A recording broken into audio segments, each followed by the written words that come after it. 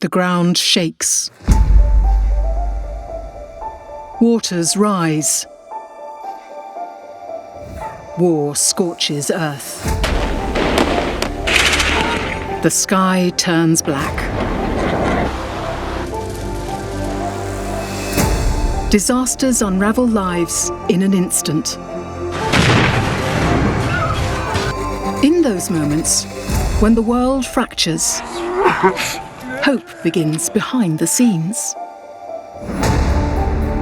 They are the planners, the orchestrators, the silent engines behind the response.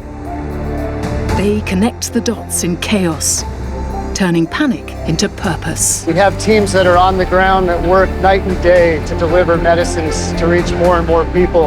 And uncertainty into action. The first thing I do on a personal level is I just tell my wife, you're not going to see me for the next week. They carry no banners. Their victories are quiet. Even in the most difficult places, under the hardest circumstances, there are always people trying to help others. A convoy reaching the stranded. To take them and wrap them in these blankets was an experience I will never forget. A shipment of water arriving in time. Cost comes later. Time is crucial for us. A community lifted back to its feet. We are here to save those in need and to deliver aid to those that count on us. This is their story, one of dedication. We will do everything that we can to deliver the most critical supplies when they're needed. A community of resilience and a relentless hope, coming together for the greater good.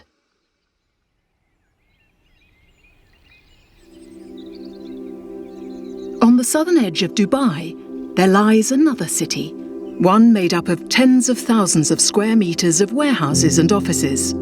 Contained within them is the difference for millions around the globe between life and death. This is Dubai Humanitarian, the largest hub of its kind in the world, and a beacon of hope when disaster strikes.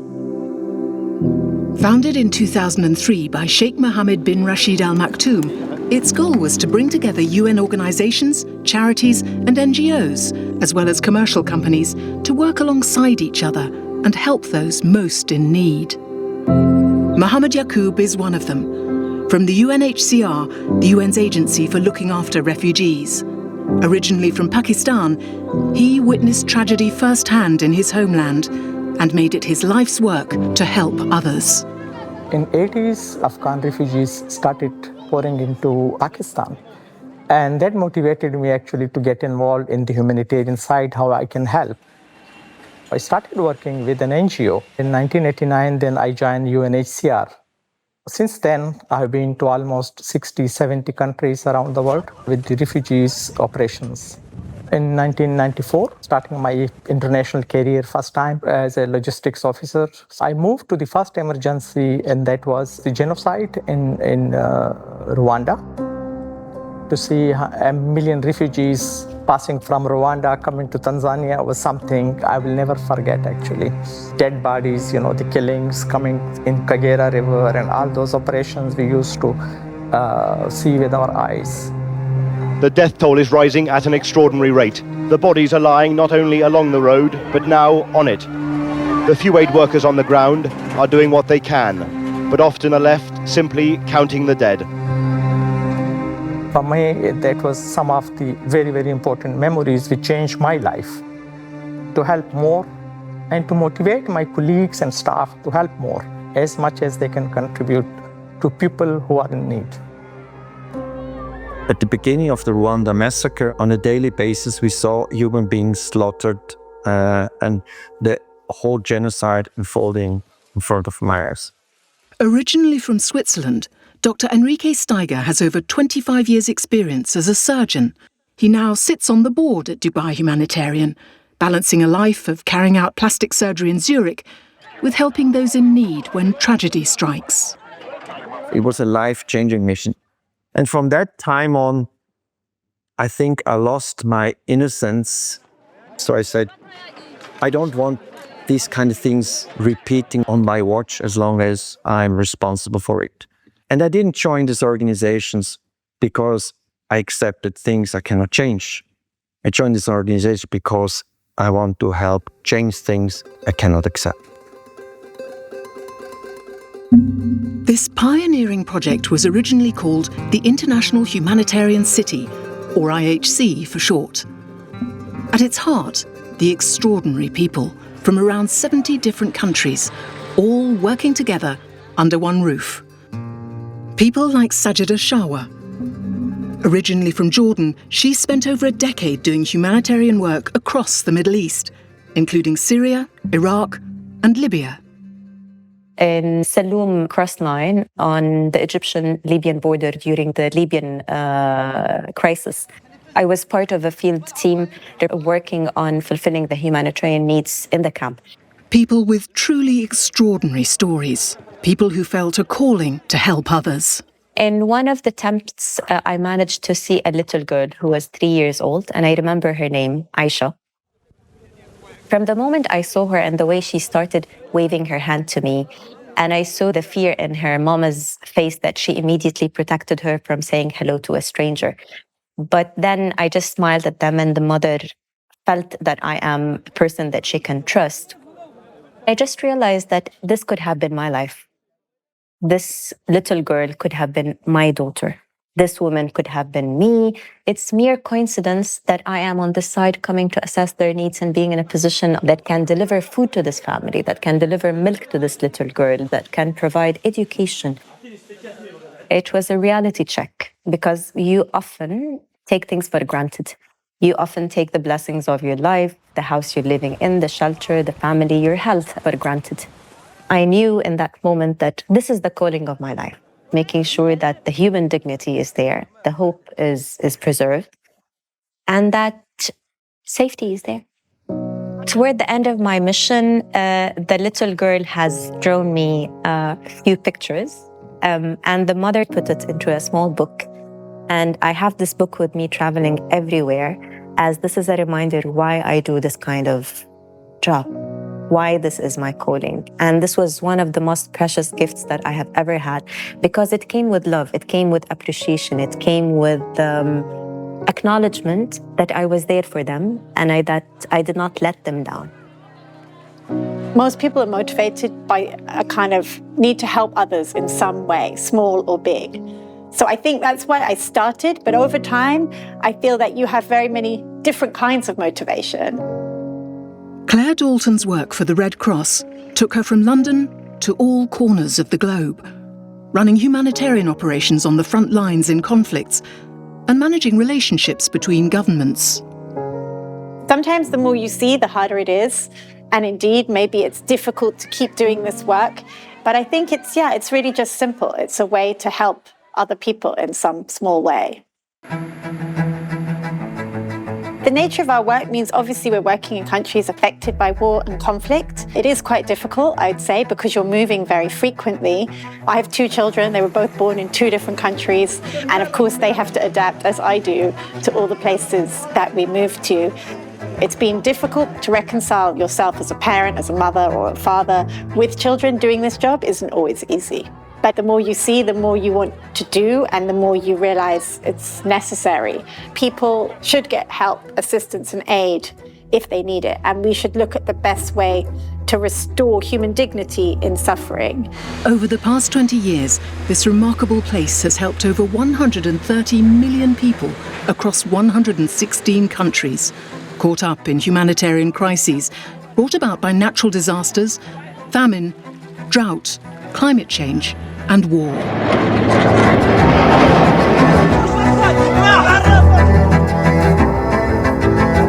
The crises are increasing, and of course the impact of climate change is appearing more and more. The biggest challenge now is natural disasters on top of the man-made conflicts all around the globe. It's a convergence of a variety of different factors. A former firefighter in California, Robert Blanchard now leads the World Health Organization's logistics operations at Dubai Humanitarian, getting life-saving medical supplies to some of the world's deadliest emergencies. During his time here, he's seen how the types and number of crises have changed. We have climate change and food insecurity. We have political instability in a number of different countries.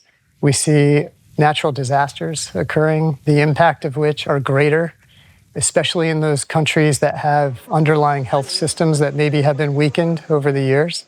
We see with the pandemic the connectedness of the world and how quickly a disease can spread. You throw all these factors together, and that's driving the increased demand for humanitarian assistance around the world.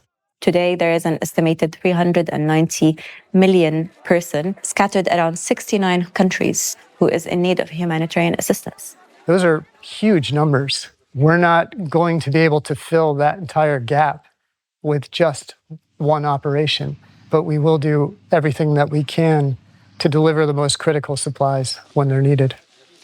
So many people depend on humanitarian needs to survive, not to live a luxurious life, but to stay alive. As humanitarian organizations, we have to constantly adapt to see what do people need. And often it's quite logical. However, over time, what we see too is things we refer to as basic needs have changed. And as humanitarian organizations, we have to be very careful we don't default to doing things the way we've always done them.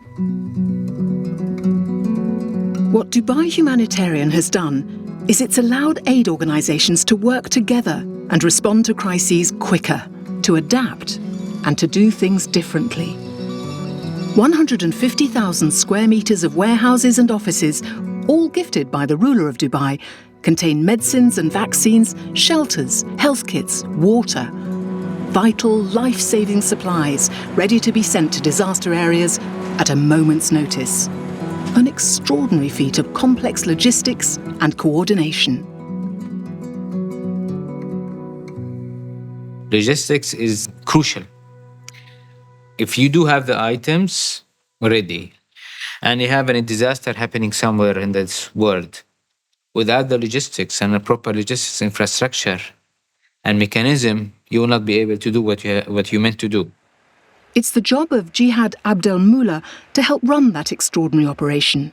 There is no use of having the items here ready, but I'm not able to deliver it to the affected population. So the logistics is the link between these two ends. So this is where there is always a challenge. And when you have a challenge, it makes me love more what I do. In 2022, Pakistan suffered its deadliest flooding in over a decade as relentless monsoon rains and melting glaciers, driven by extreme heat, devastated communities. Over 1,500 were killed, including more than 600 children. Thousands more people were injured, and some 2 million were left homeless.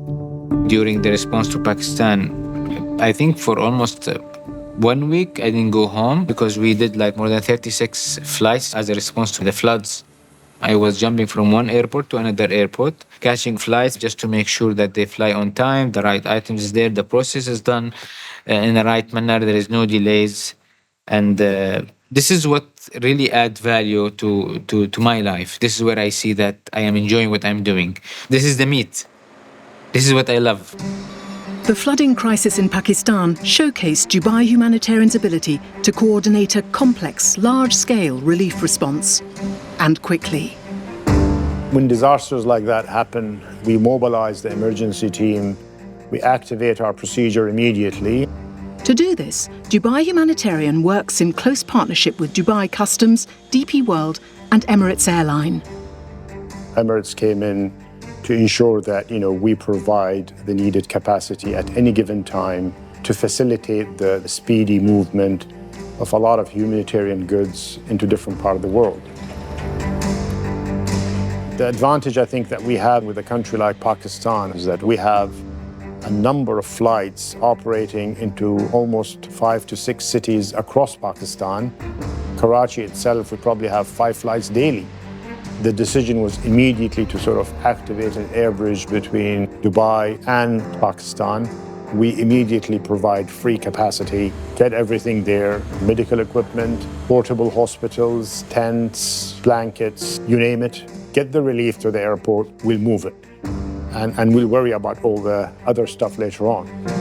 It's been said that emergency response is 80% logistics. Now, I don't know if it's exactly 80%, but I can say that from my experience, both in responding to fires and natural disasters, as well as in the humanitarian sector, if you get the logistics piece right, everything else tends to fall into place.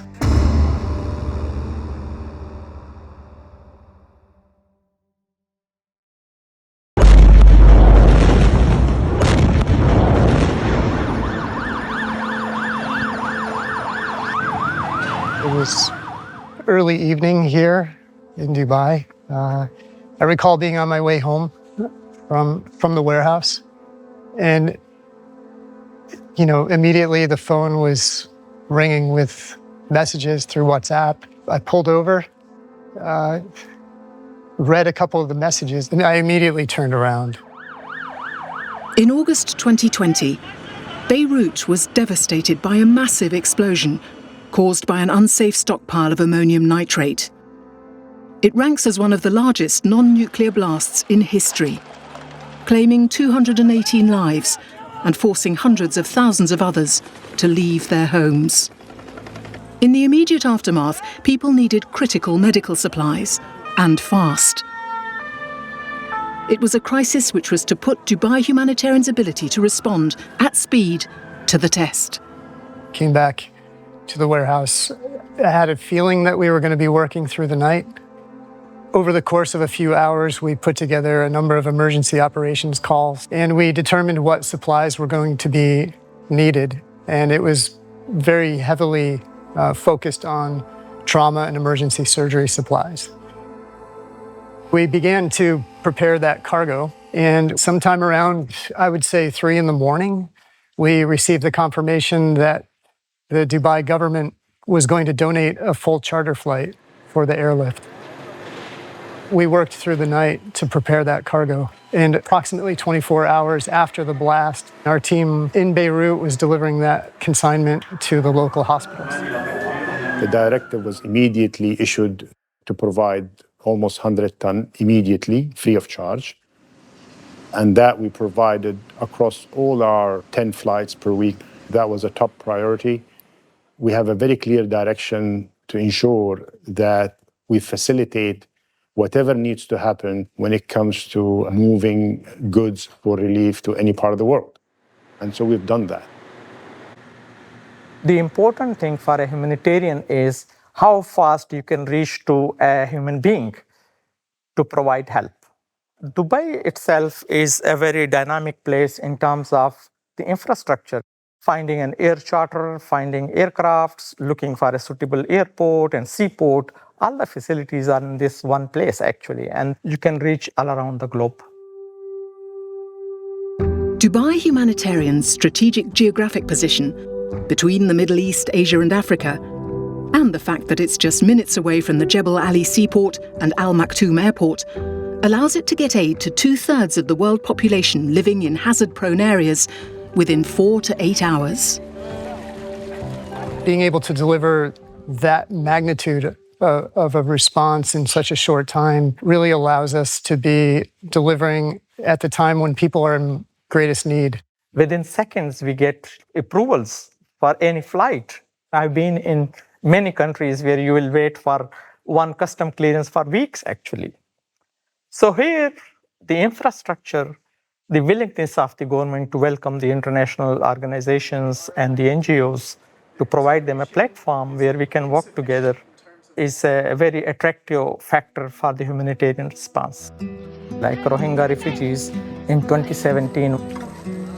In 2017, hundreds of thousands of terrified Rohingya refugees, most of them children, poured across the border from Myanmar to Bangladesh, fleeing unspeakable violence and brutality in their homeland. Responding to those emergencies, we did not have enough stocks to respond to 600,000 people at one given time in Bangladesh. And that was the time when the International Humanitarian City came to us with a big contribution of like 8-10 flights. The exodus joined some 300,000 displaced people already in Bangladesh. creating the world's biggest refugee camp. There were 700,000 people on the move from Myanmar to Bangladesh. It was monsoon starting, actually. I don't know how many children might have lost their lives, but we were able to respond within 6 hours. The speed of delivery is basically like a dream. It doesn't happen anywhere else. And to fill in the gap by making sure that the assistance would be immediately sent efficiently, on time, to the right direction, via the right partners in no time. It's a new level of efficiency. We are in the center of the world, and I know a lot of countries probably claim that, but Dubai is truly in the center of the world.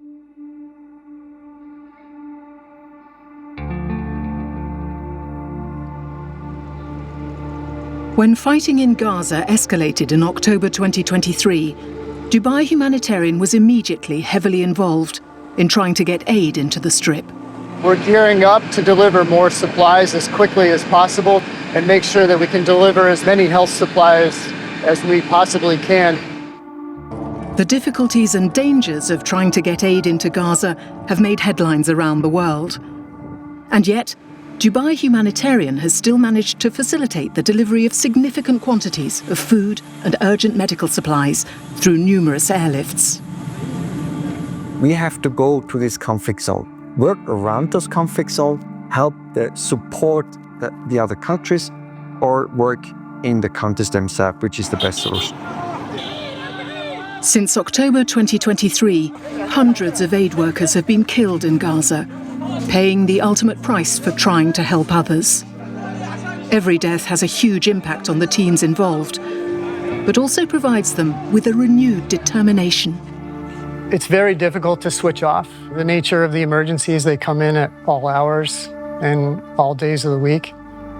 I think the only way we've been able to make it through is because we're a close-knit team. So working together, supporting each other, that's what's helped us make it through these challenging times. It's a lot.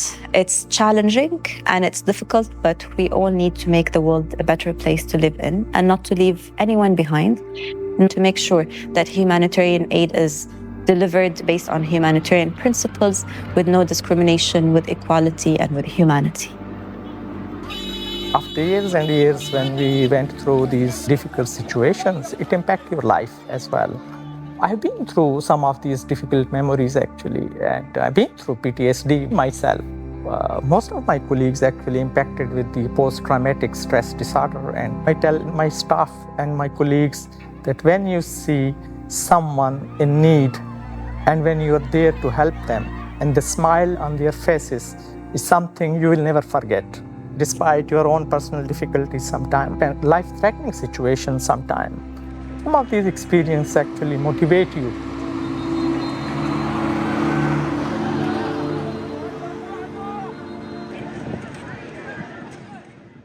Kind of the overarching goal of this team here is to do whatever it takes to deliver the supplies that are needed. That's the essence of it. That the team here really believes that these supplies are going to make a difference. There's more people that are vulnerable today than there have ever been. The aid has to get through.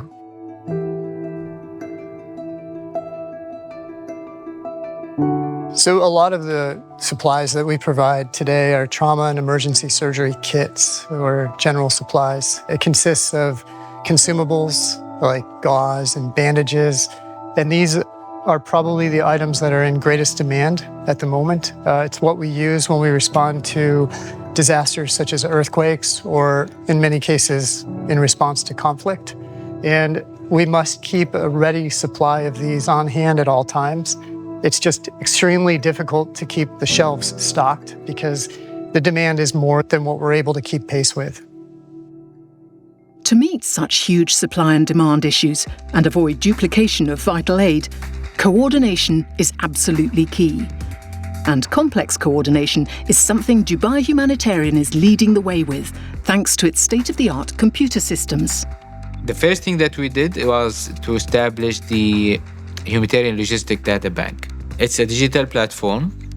You can easily just go into the platform and see what is available the nearest hub, who is the owner of the stock, and if the quantity is sufficient or no. Very simple, straightforward, but has a huge impact.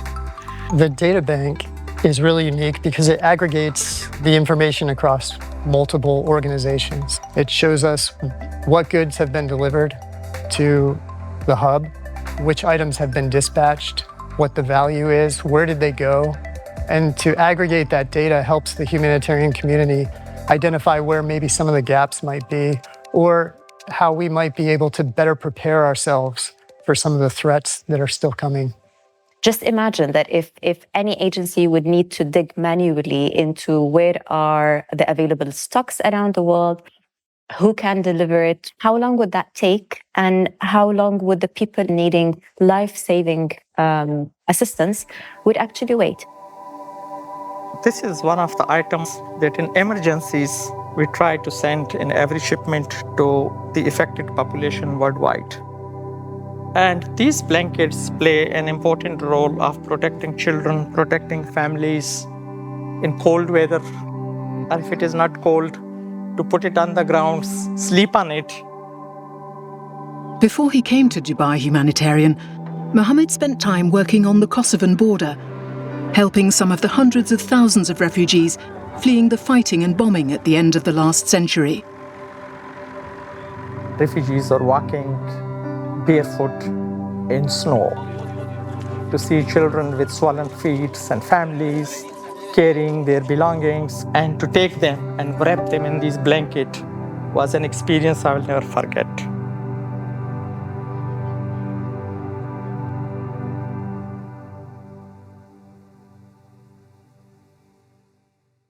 By so many aid agencies coming together like this, and these remarkable people working alongside each other, continuing to problem solve in such an organised, sophisticated way, Dubai Humanitarian is helping to ensure that when crises hit, vital aid is getting where it needs to in the quickest, most efficient manner.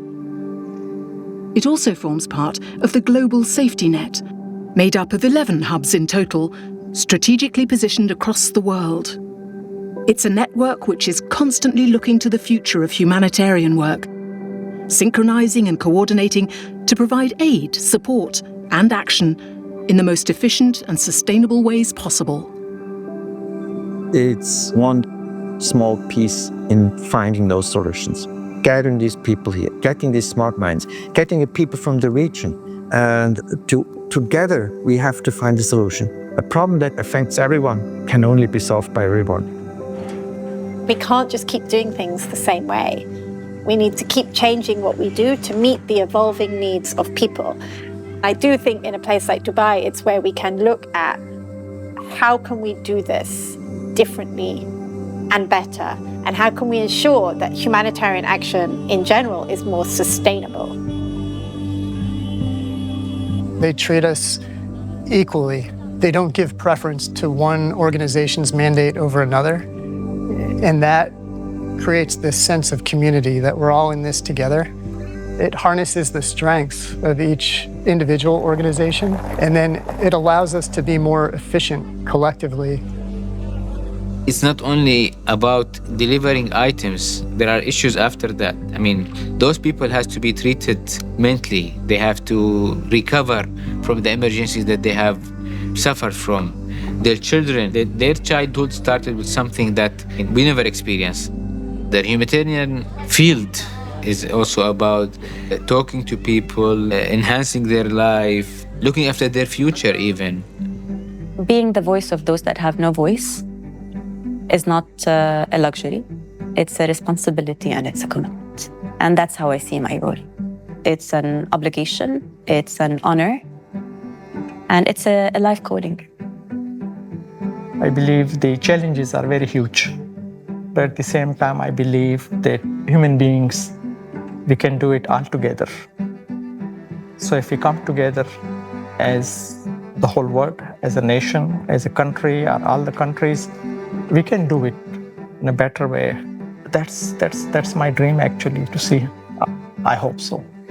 I hope that within next 20 years, we do not exist.